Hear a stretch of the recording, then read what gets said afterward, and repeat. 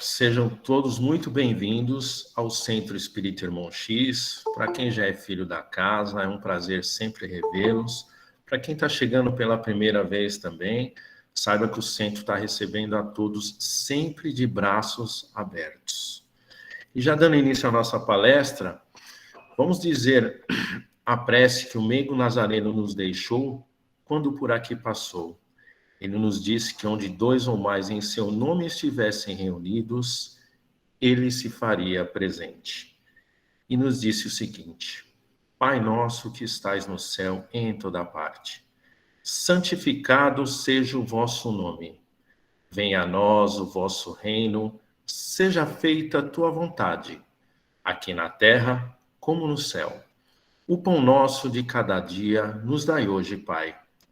Perdoai as nossas ofensas, assim como nós perdoamos os nossos ofensores. E não nos deixeis cair em tentação, e livra-nos de todo o mal. Que assim seja, graças a Deus e graças a Jesus. O capítulo de hoje é o capítulo 19, que fala sobre a fé que transporta montanhas. Mais especificamente no item 11, que fala fé, mãe da esperança e mãe da caridade. Então é muito comum, quando nós vamos definir algo, que a gente use um ou mais verbos para fazer essa definição, né? Então, para falar de fé, quando nós perguntamos ou quando nós procuramos no dicionário o que é fé, e a primeira palavra, né, o primeiro verbo que nós encontramos é acreditar. Então, nós perguntando às pessoas o que é fé, a maioria fala fé é acreditar. Pois bem, sim, fé é acreditar. Mas aqui nessa live nós estamos falando de uma fé religiosa. Então, antigamente, mas muito antigamente, era falado que, inclusive, a fé religiosa era também acreditar. Mas aí, com o passar do tempo, né, o desenvolvimento da fé nas pessoas, na qual a gente vê uma evolução muito grande, esse verbo, ele já não cabe mais. Ele é muito pequeno para a fé que a gente vem encontrando nas religiões. Então, quando a gente começa a procurar uma definição melhor para uma fé na religião, além de acreditar, nós passamos ao quê? Nós passamos a confiar. Então, a gente não só acredita em Deus, mas aquele que tem a fé verdadeira, ele passa também a confiar. Tem um orador que ele dá um exemplo muito bacana sobre essa confiança, que ele diz assim: quando nós entramos no avião, além de ter fé no piloto, em acreditar, nós confiamos. Nós confiamos algo muito valoroso, que é o quê? A nossa vida, a vida das pessoas que conosco estão viajando. Muitas vezes o marido, a esposa, o pai, a mãe, os filhos. Então percebe como acreditar já ficou muito pequeno para definir o que é fé? A gente precisa muito mais que acreditar, nós precisamos confiar.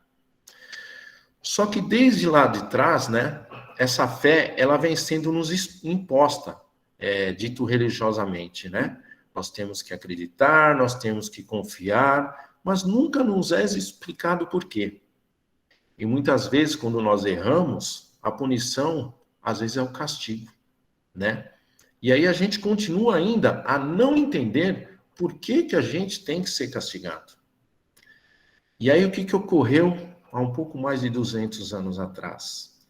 Allan Kardec vem, através das psicografias, das mensagens dos espíritos, como é esse item 11 aqui, que é uma instrução dos espíritos, nos mostrar por que nós temos que acreditar, através das pluralidade da vida, né? Que a gente sabe que existe vida após a morte, que a gente sabe e acredita que existe a reencarnação. Então a gente já tem, a gente já acredita de uma forma muito diferente, de uma forma clara, que nós passamos também a confiar sem titubear, né? Como é definido no Evangelho, Ele fala da fé robusta. Então, é essa fé que a gente acredita mesmo, sem dúvida nenhuma. Por mais que a gente tente e não deu certo, a gente levanta e vai novamente tentar, porque a gente acredita, porque a gente confia. Só que o Espiritismo também, ele vem nos trazer uma definição que já passa a ser um conceito, que além de nós termos que acreditar, nós temos que confiar. Quando a gente é cristão de verdade, o que a gente faz? Além disso, a gente começa a conviver com o cristianismo. Então, aquele mesmo exemplo que foi dado, né, do Evangelho no Lar, ele vale sobretudo para a fé. A gente tem que começar a conviver com Jesus no nosso dia a dia, todos os dias. E essa convivência, ela começa logo cedo ao acordar. A gente agradecer por mais uma oportunidade de estarmos aqui encarnados. Por maior que seja o desafio no dia que tenhamos que enfrentar, mesmo que esse desafio se repita dia após dia, nós temos que agradecer. Porque nada é um castigo, nada é para nossa punição, como nós vimos milhares de anos atrás. Tudo é para nossa evolução, para o nosso aprendizado. E é só através dessas passagens que a gente vai conseguir evoluir, né? É só através do enfrentamento desses desafios que nós vamos conseguir pegar aquela parte do Livro dos Espíritos que fala da lei do progresso, que a gente deixa de ser aquele espírito simples de início e a gente começa a evoluir. Em busca do quê? Da perfeição. Isso acontece rápido? Não, não acontece rápido. Demora tempo, demanda tempo, mas ele é proporcional à nossa dedicação. Quanto mais nós nos dedicarmos a isso, a colocarmos Cristo em nossa vida, mais rápido teremos essa evolução. E como que acontece essa evolução? No começo do capítulo é falado, né? A fé que transporta montanhas. E o que acontece? Se nós acreditarmos nisso, nós vamos conseguir transportar uma montanha de um lugar para outro? Não. As montanhas na qual Jesus se refere são as dificuldades que cada um de nós temos no dia a dia, que é perdoar o próximo, é dedicar amor até aquele que nós não conhecemos e principalmente aqueles que temos nossas desavenças. Então, são essas montanhas que cada um tem, que é possível transpor, desde que façamos o quê? Desde que acreditemos em Jesus, nas suas palavras, e comecemos dia a dia, pouquinho a pouquinho, colocarmos em prática. E decorrendo o dia, quando chega a noite, o que nós temos que fazer também? Daqui a pouco, é agradecer por mais um dia chegarmos em casa.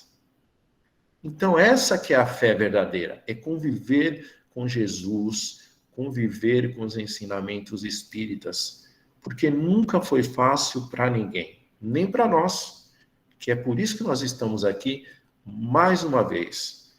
É como se fosse uma escola, nós tivéssemos ido mal em algumas matérias e voltássemos aqui para termos provas exatamente nessas matérias que não fomos bem.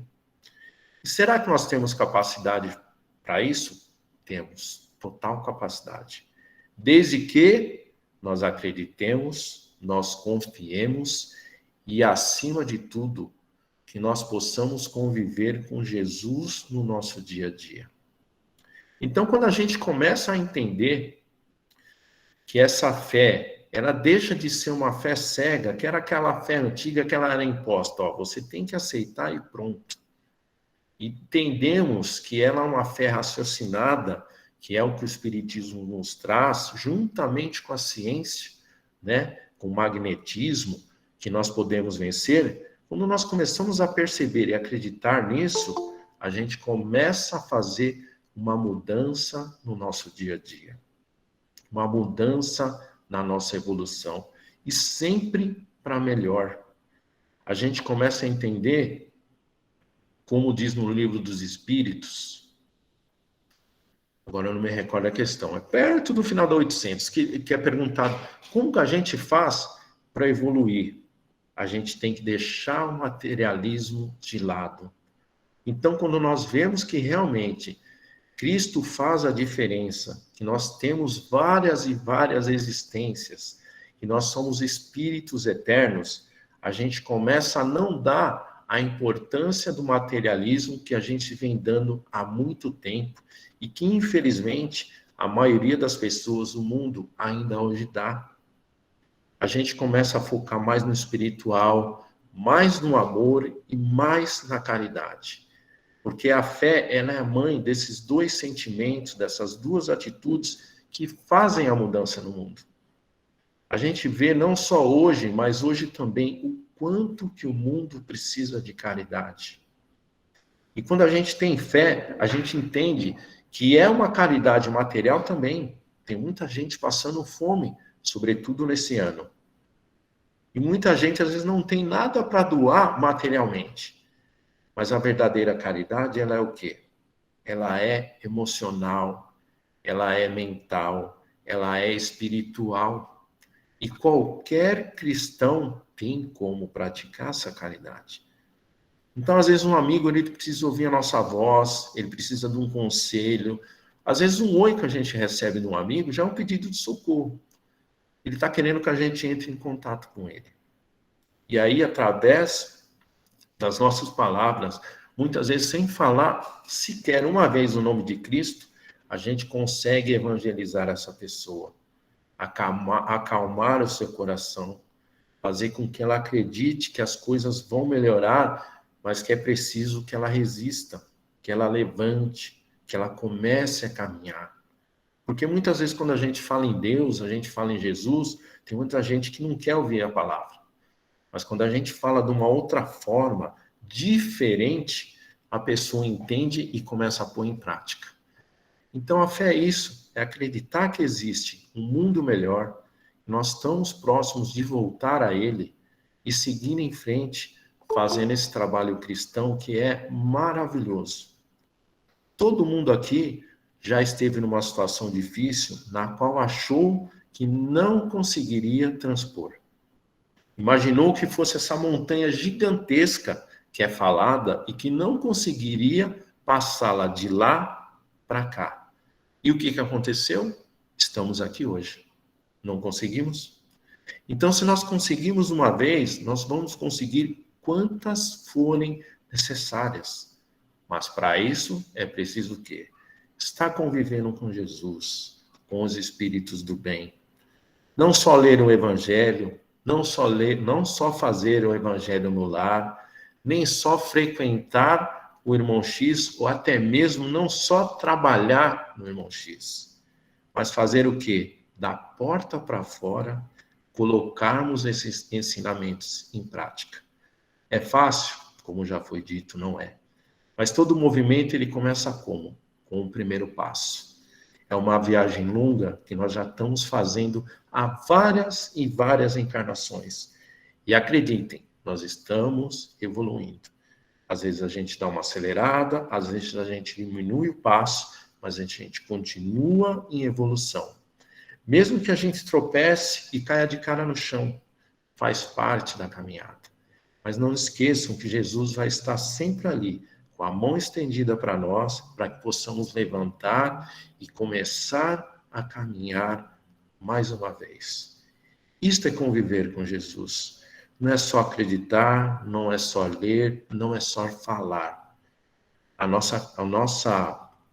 Nós funcionamos assim. Primeiro nós pensamos, começa aqui, depois vem aqui para a nossa fala, nós falamos, e aí então nós começamos a colocar em prática.